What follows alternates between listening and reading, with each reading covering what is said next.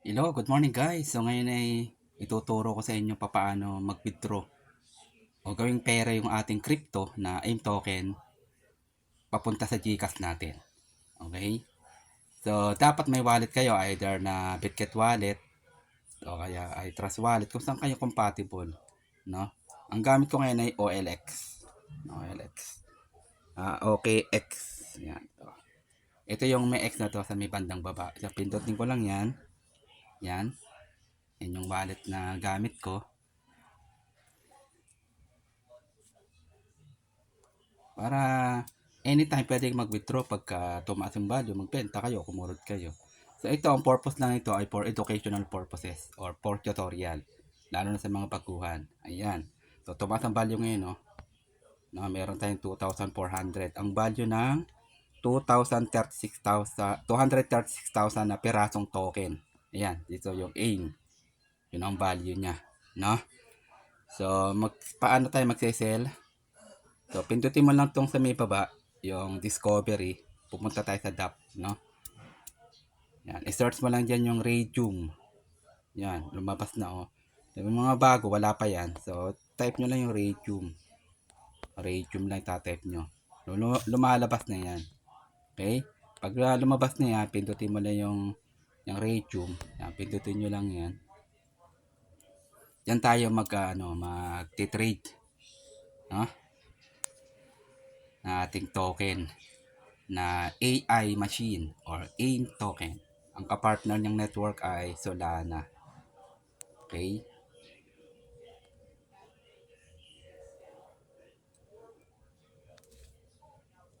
So, i-connect lang natin wallet natin. Ayan, lalabas yan.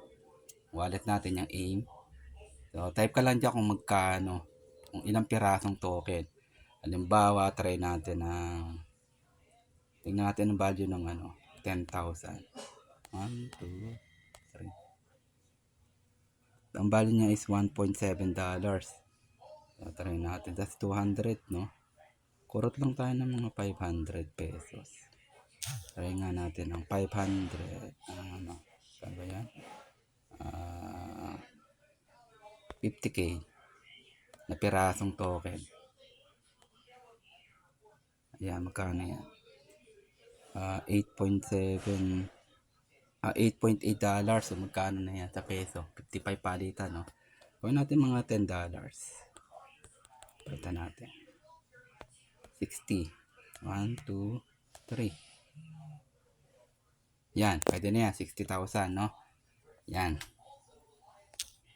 So, makikita nyo sa taas yung AIM, nasa baba yung Sol, kasi ang kapartner is Sol. Pwede rin naman USDT kung gusto nyo, dahil GCash yung gagamitin natin, may Sol doon, no?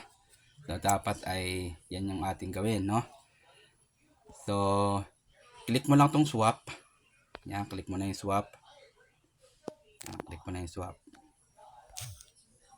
Dali lang naman eh. No? Basic na basic lang. Ayan.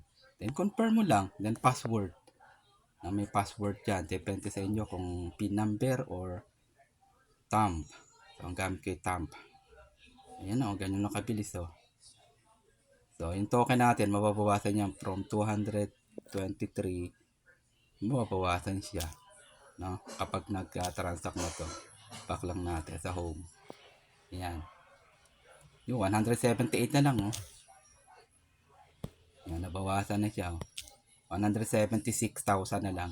Kasi nag-sell tayo ng 60,000 piraso. Okay?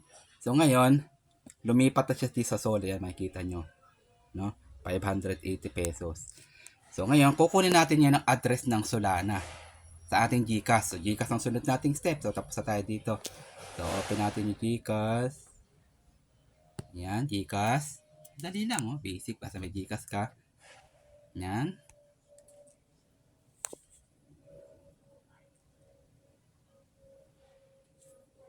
Tayin mo lang mag-load.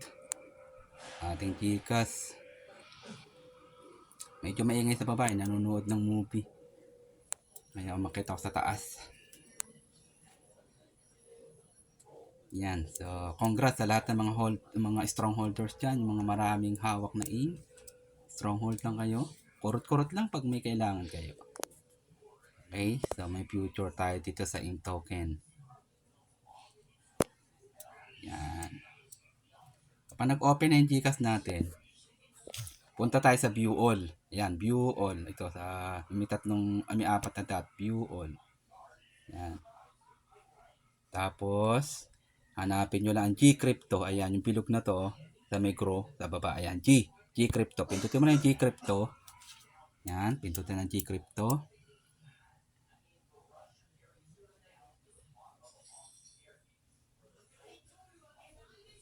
Yan, Gcrypto.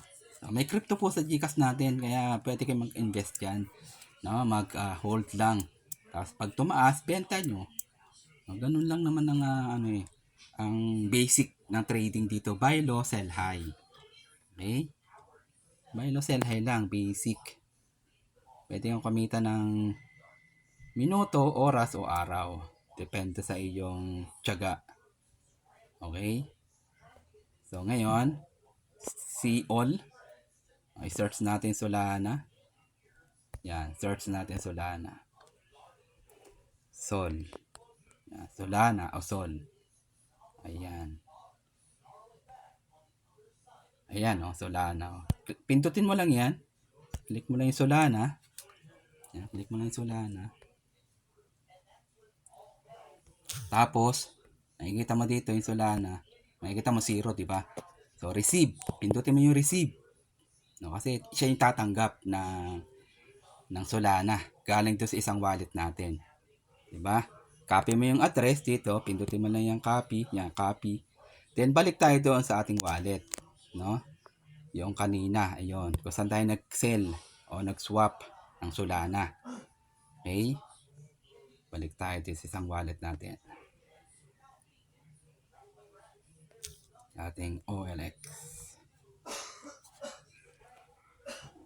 Yan, naglo-load na siya. Medyo mabagal ang ating wifi. Makakabot sa taas. Ayan. Yan, pindutin mo lang tong Solana. Yan. Touch mo lang yan. Then, send. Pindutin mo yung send kasi magpapadala siya. Then, paste. Paste mo yung address na galing sa Gcash. Napakalinaw, di ba? Binabagalan ko naman. Then, confirm. Then, ilang Solana ipapadala mo? Dahil yan ay 0.77. 0.077.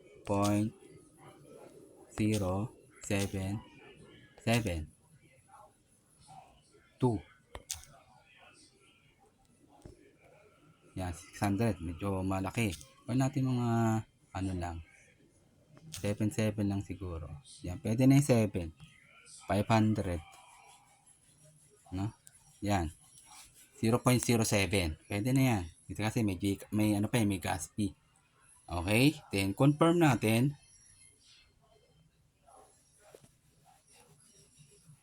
Then, confirm. Then, password. Yan. Mababawasan na ngayon yan.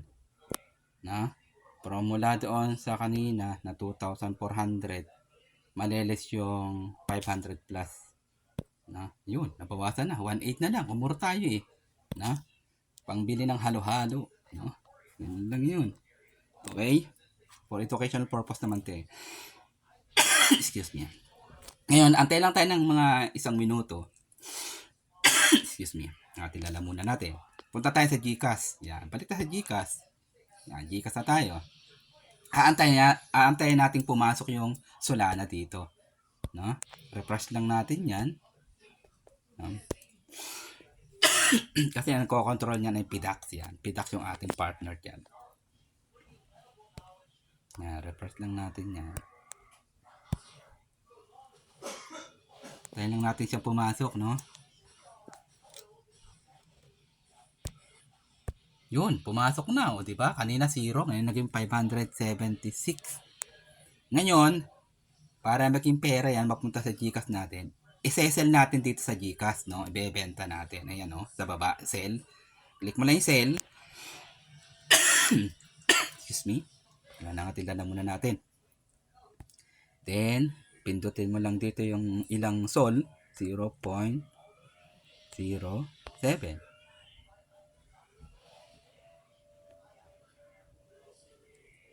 0.07. Ang value ay 576. Then, click sell. Ganun lang. Basic. No? Minuto lang, may pera ka na. Ayun, success. So, ngayon, hindi pa dyan natatapos.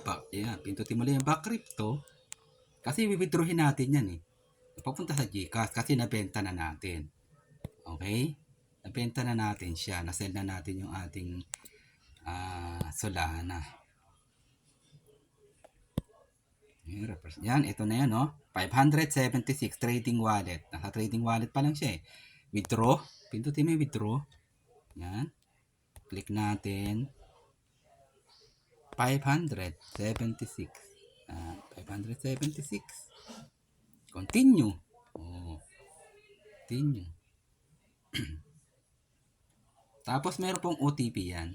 O code. Papunta sa inyong email address. So, kailangan valid yung email address sa GCash nyo. Alam nyo ha. Yan. Punta tayo sa ating email address. Punta sa ating email address. Email address natin. Yan. Kunin natin yung code natin doon. Ating code. Palitan natin yung ating email. Mali. Switch tayo. Switch. Ayan. Yun. O, diba o? G-Crypto. Verification code. Yan. Kunin natin yung code niyan. Ang code niyan ay 665915.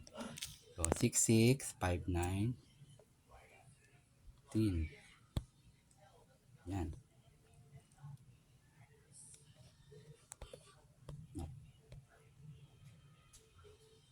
665915. O yan. Then, submit. O, diba? Ganun ang ka-basic. So, pupunta na sa GCash natin yan. Matik. May pambili ka na ng iyong halo-halo. Pang merienda mamayang hapon. Ayan o. Success. Balik na tayo sa crypto. Exit na tayo dyan. No? Pwede na kayo mag-exit dyan. Pagtaan nyo na yung GCash mo kung pumasok yung 576. Ayun o.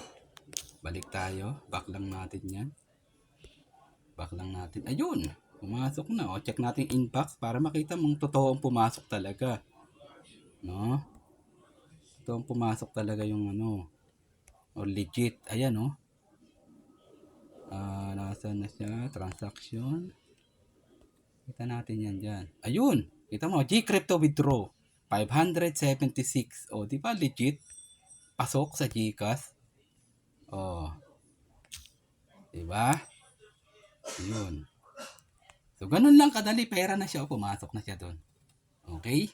So, yan yung ano, paano mag-sell, mag-withdraw, papunta sa GCash natin ng ating from AIM token to Solana. Okay? God bless you all. Mali ako si Coach Horacio, bumabati sa inyo ng happy earnings. Bye-bye.